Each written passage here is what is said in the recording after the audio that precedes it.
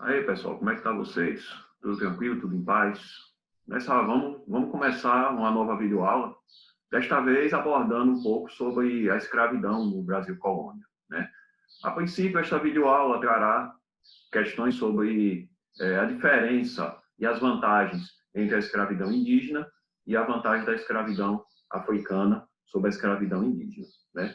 Bom, quando a gente fala em escravidão, sempre a gente lembra aquele pessoal sofrendo, tomando porrada ali, né? E primeira coisa que é básica para a gente entender a escravidão. Na mentalidade do europeu da época, escravo não era gente, velho. Escravo era, imagine um fazendeiro que tem gado, né? Tem 100 cabeças de gado, cada gado é um capital investido ali. Um gado custa R$ 1.000, R$ 2.000, pronto, é um capital, é um patrimônio. Bem assim a questão da escravidão. Para você ter uma ideia, a escravidão em Sergipe, né? Como Sergipe era um território basicamente produtor de mandioca, era o maior produtor de mandioca entre Sergipe e Bahia, né, era essa área aqui, a escravidão ela se resumia a cerca de, no máximo, 5 escravos por produtor de mandioca, tendo em vista que a mandioca era uma produção de pequeno porte, ou seja, era um consumo de subsistência, né?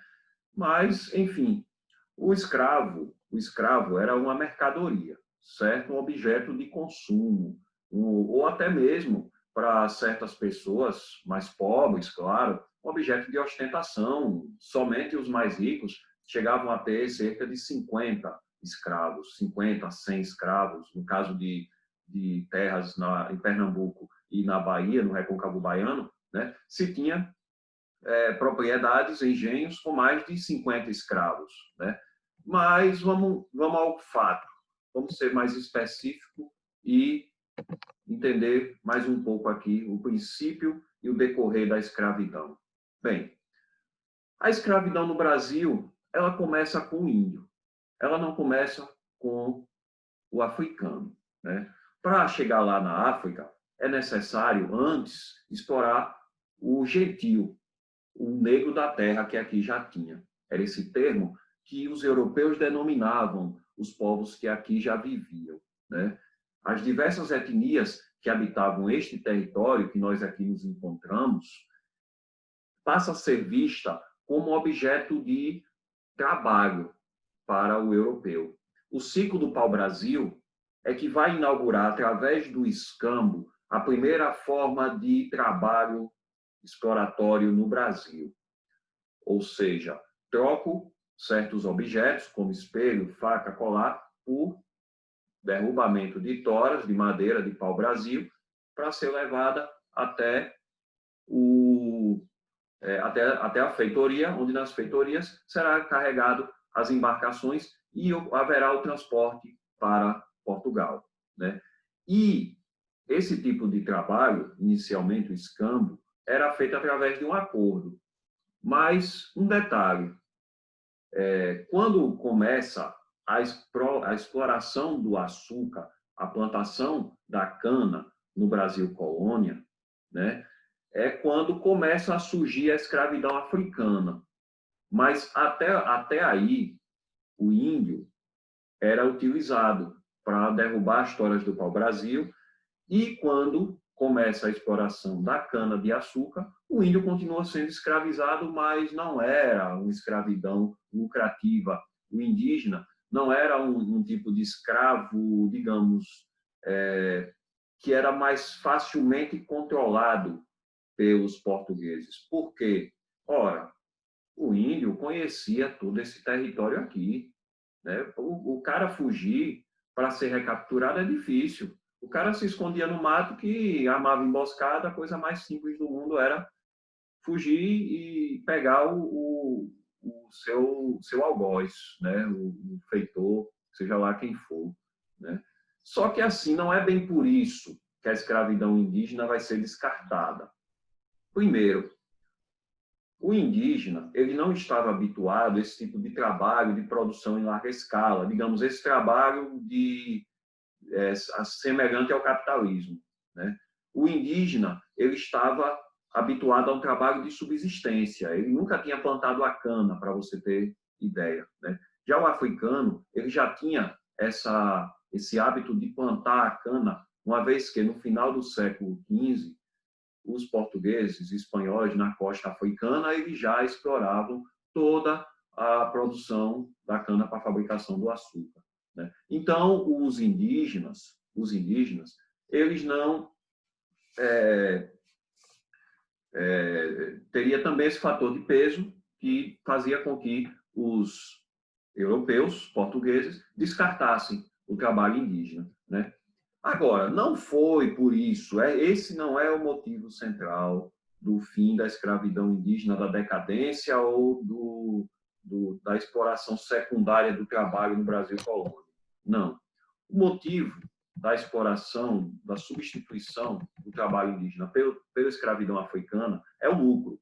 Ora, os africanos, eles eram comercializados. Haviam pessoas que compravam, capturavam o escravo no território africano, vendiam de um preço, e havia o cara, que era o traficante, o comerciante de escravos, que comprava a um preço e revendia mais caro aqui no Brasil, né? Recife, Salvador, aqui no Nordeste, eram os principais pontos de feiras, de comércio de escravo, né? O cara chegava para comprar um escravo, estava no meio da feira. Imagine, você chega numa banca, como você vai comprar verdura, você vai comprar fruta, vai comprar carne, né? Tinha a parte que tinha a venda de cativos, a parte que tinha a venda de escravos. Abre a boca, velho. Abre a boca aí, bora. Tá, dava um tapa na cara dele. Aí, abria a boca, olhava a dentição para ver como é que estava, olhava o corpo, se tinha feridas. Na viagem do navio negreiro, era uma viagem, às vezes, que muitos morriam de lá para cá, né? E no decorrer todo esse percurso, os que sobreviviam chegavam, às vezes, maltratados, com escorbuto, que era uma doença por carência de vitamina C, que afligia escravos, afligia portugueses, até os caras que viviam da pirataria, como ingleses, franceses e holandeses, né? Todos esses sofriam com toda essas condições insalubres da travessia África-Brasil, Europa-Brasil, né? E assim,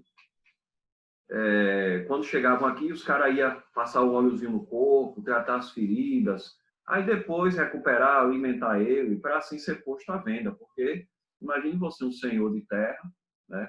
Um senhor de terra quer comprar 10 escravos, você chega lá, você vê o escravo todo arrombado, com a pele toda cheia de pereba, com a dentição já desgastada, mostrando a idade, e os escravos, quanto mais velho, mais barato ele era, a expectativa de vida de um deles era baixa.